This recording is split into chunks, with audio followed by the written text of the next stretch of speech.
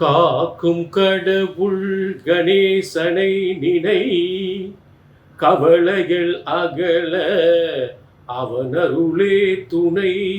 காக்கும் கடவுள் கணேசனை நினை, கவலைகள் அகல அவனருளே துணை. கோடான கோடி தமிழ் மக்கள் அனைவருக்குமே கோடான கோடி நமஸ்காரங்களை பிரம்மசக்தி சித்தவாக்கு ஜோதிடர் தெரிவித்துக் கொள்கிறேன். எல்லாரும் எப்படி இருக்கீங்க? நிச்சயமாக எல்லாருமே சகல யோகங்களும் சகல செல்வங்களும் சகல சௌபாக்கியங்களும் பெற்று சிறந்த வாழ்க்கை, உயர்ந்த வாழ்க்கை வாழ வேண்டும். இந்த நிகழ்ச்சியின் மூலம் எத்தனை தோஷங்கள் எத்தனை துன்பங்கள் இருந்தாலும் அத்தனையும் நிவர்த்தியாக வேண்டும், சிறப்பான வாழ்க்கை வாழ வேண்டும். தற்போது இன்னைக்கு பார்க்க போகிறது வார பலன்கள். அதாவது புரட்டாசி 27 முதல் ஐப்பசி 2 வரை, புரட்டாசி 27 முதல் ஐப்பசி 2 வரை. இதற்குரிய ஆங்கில தேதி 13/10/2025 முதல் 13/10/2025 முதல் 19/10/2025 வரை, 19/10/2025 வரை இருக்கக்கூடிய வார பலன்கள் நம்ம பார்க்க போகிறோம். இந்த வாரத்தில் மகம் நட்சத்திரம், அதாவது இந்த சற்று வித்தியாசமாக ஒவ்வொரு நாளும் என்னென்ன நட்சத்திரங்கள் அப்படின்றத முதல்ல விளக்கம் சொல்கிறேன். 13ஆம் தேதி, அதாவது ஆங்கில தேதி 13ஆம் தேதியிலேருந்து 19ஆம் தேதி வரைக்கும் ஆரம்பிக்குது.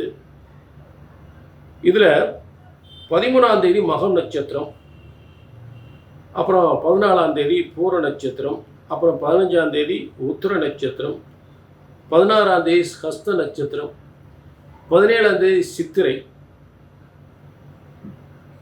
18ஆம் தேதி சுவாதி, 19ஆம் தேதி விசாகம். ஆக மகத்தில் ஆரம்பித்து விசாகத்து வரைக்கும் இந்த வார பலன்கள் முடியுது. விசாகத்தோட இந்த வாரத்தில் முடியும். விசாகம் குருவோட நட்சத்திரத்தில் பிரமாதமாக மகம் நட்சத்திரம் ஜகத்தை ஆளும் என்று சொல்லக்கூடிய இந்த வாரத்தின் தொடக்க நாள், வார பலனின் தொடக்க நாள். முடிவு, இந்த வாரத்தின் முடிவு பலன்களை பெறக்கூடிய ஒரு அருமையான நாள் விசாக நட்சத்திரம், குருவோட நட்சத்திரம். ஆக இந்த வாரம் என்பது சிறப்பாக அமைந்திருக்கிறது. உங்கள் அனைவருக்குமே சிறப்பாக அமைந்திருக்கிறது. ஆக பொதுவாக இந்த வாரத்தில் கடந்த காலத்தில் ஏற்பட்ட மிகப்பெரிய ஒரு துன்பங்கள்லாம் நீங்கக்கூடிய ஒரு சிறப்பான வாரமாக அமையப் போகிறது. அதில் மாற்றமே இல்லை. என்னன்னு கேட்டிங்கன்னா, குரு முதல்ல பயிற்சி ஆகிட்டார். எப்போ ஆகிட்டார் பார்த்தீங்கன்னா 8/10 பயிற்சி ஆகிட்டார். ஆக 13/10 இந்த வார பலன் தொடங்குது. 8/10 குரு மிதுனத்திலிருந்து கடகத்துக்கு உச்சமாகி வந்துட்டார். இது ஒரு சிறப்பான ஒரு நல்ல பலன்கள் தரக்கூடிய, சில நல்ல பணம் செல்வம் பதவி இதை தரக்கூடிய ஒரு சிறந்த யோகமான கிரகம், சுப கிரகம், சுபத்துவம், பல சுப மங்கள யோகங்களை தரக்கூடிய, செல்வங்களை தரக்கூடிய குரு பகவானுடைய யோகம். அப்போ உங்களுக்கு ஏற்கனவே ஏற்பட்ட பிரச்சனைகள் என்ன, அந்த பிரச்சனைகளிலிருந்து தற்போது இந்த கிரக மாற்றத்தினால் என்னென்ன யோகங்கள் ஏற்படுகின்றது, என்னென்ன மாறுதல், என்னென்ன யோகங்கள், என்னென்ன மாறுதல்கள், என்னென்ன முன்னேற்றங்கள், என்னென்ன பாதிப்புலேருந்து நமக்கு விடுதலை ஆகி வரப்போகிறோம், என்னென்ன பிரச்சனைகளிலிருந்து அந்த பிரச்சனைகள் தீரக்கூடிய யோகங்கள் ஏற்பட போகுது அப்படின்றத தெளிவான முறையில் நம்ம பார்க்க போகிறோம். சரிங்களா? அடுத்ததாக இந்த குலதெய்வ வழிபாடு, எல்லாரும் அவரவர் குலதெய்வ வழிபாட்டை கண்டிப்பாக வழிபட வேண்டும். ஏன்னா என்னதான் நாங்கள் சொல்லக்கூடிய வழிபாட்டு முறைகள் இருந்தாலும் உங்கள் குலதெய்வ வழிபாட்டை தொடர்ந்து செய்து கொள்ள வேண்டும். அதில் உங்களுக்கு குலதெய்வத்தை தெரிந்து கொள்ள முடியவில்லை என்றால் கண்டிப்பாக கான்டாக்ட் பண்ணுங்கள். அதில் உங்கள் குலதெய்வ வழிபாட்டுக்குரிய ஒரு நல்ல எந்த தெய்வத்தை நீங்கள் வழிபட்டால் உங்கள் வாழ்க்கை சிறப்பாக இருக்கும் அப்படின்றது உங்களுக்கு விளக்கம் கொடுக்கப்படும். சரிங்களா? அதே நேரத்தில் இப்போ நம்ம என்ன பார்க்க போகிறோம் அப்படின்னா, எல்லா ராசிக்குமே இந்த வார பலன்கள் புரட்டாசி 27 முதல் ஐப்பசி 2 வரை எல்லாவித யோகங்களும் எல்லாவித ஐஸ்வர்யங்களும் பெறக்கூடிய சிறந்த யோகங்களை பார்க்க போகிறோம். கவலைப்பட வேண்டிய அவசியமே இல்லை. இது நல்ல ஒரு விஷயத்தை நல்லா கவனிக்கணும்.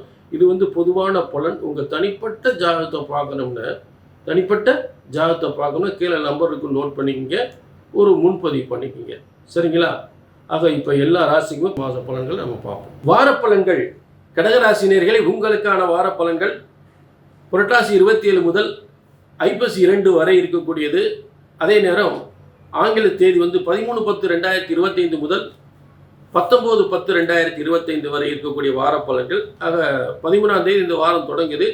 முதல் நாள் 13ஆம் தேதி என்ன நட்சத்திரம் அப்படின்னு பார்த்தீங்கன்னா மகம் நட்சத்திரம். இந்த மகம் நட்சத்திரம் என்பது உங்களுக்கு 2ஆம் இடத்தில் இருக்கிறது.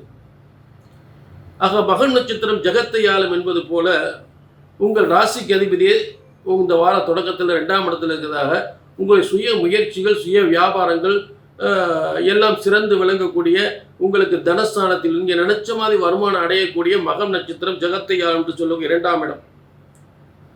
புரிஞ்சுட்டீங்களா? ஆக இந்த 2ஆம் இடத்தில் இருந்து சந்திரன் இருக்கும் பொழுது அம்சத்தில் உச்சம் பெறுவார்.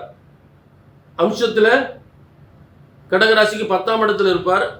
அடுத்து 11ஆம் இடத்துல இருப்பார் அம்சத்தில். புரிஞ்சுட்டீங்களா? அப்போ இந்த 2 இடங்கள்ல இருக்கும்போது மிகப்பெரிய யோகம், உத்தியோகத்தில் மிகப்பெரிய முன்னேற்றம் ஏற்படும்.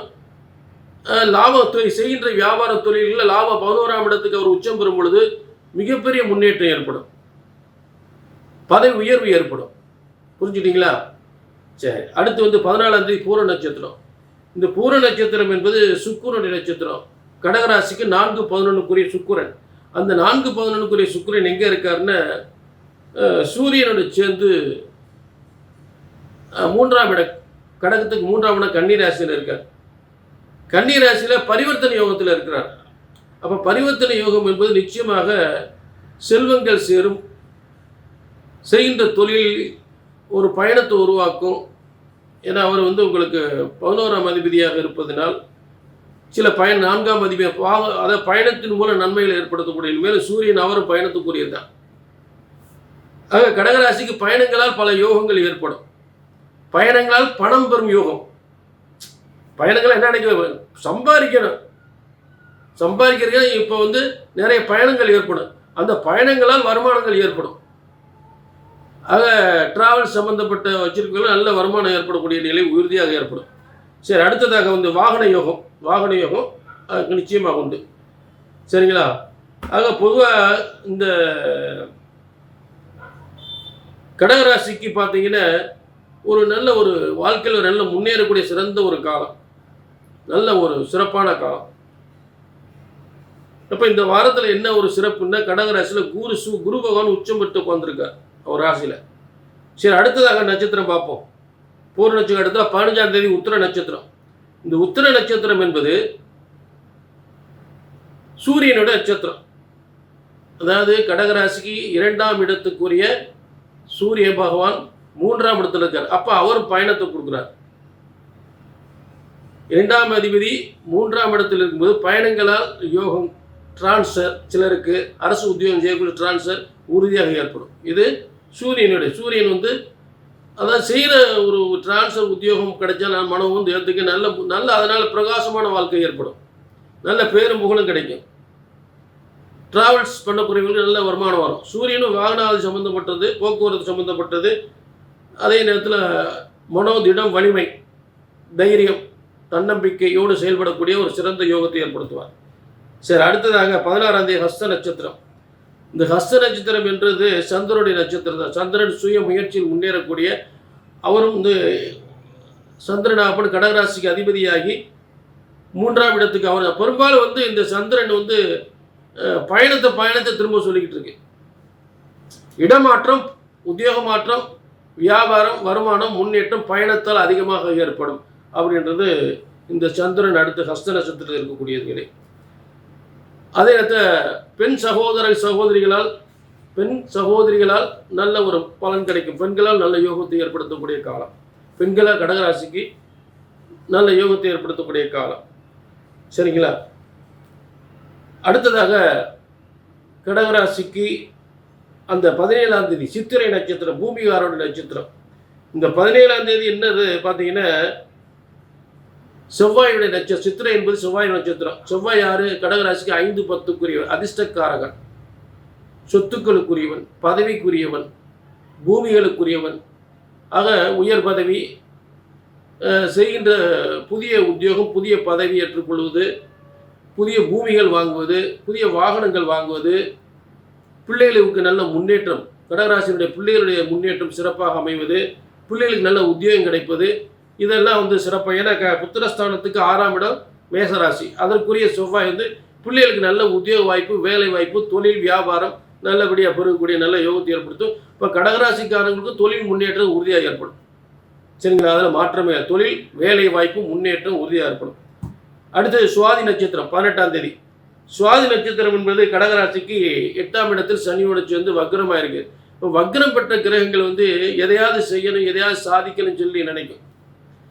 சனி ராகு சேர்ந்து வக்ரமாக இருக்கும் பொழுது 2 வக்ர கிரகங்கள், அதுக்கு பேர்.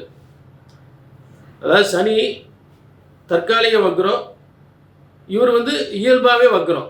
ஆக 2 வக்ரங்கள் வந்து புதிய சாதனை ஏற்படுத்தும், புதிய புகழ், எதிர்பாராத வருமானம், எதிர்பாராத வருமானம் நிச்சயமா உண்டு. அதிர்ச்சி, ஆச்சரியம் இதை ஏற்படுத்தும். சரி, அடுத்து விசாகம் 19ஆம் தேதி. இந்த வாரத்தினுடைய இறுதி நாள் 19ஆம் தேதி விசாக நட்சத்திரம். விசாக நட்சத்திரம் குரு பகவான் நட்சத்திரம். அப்போ கடகராசிக்கு பாக்கியாதிபதி.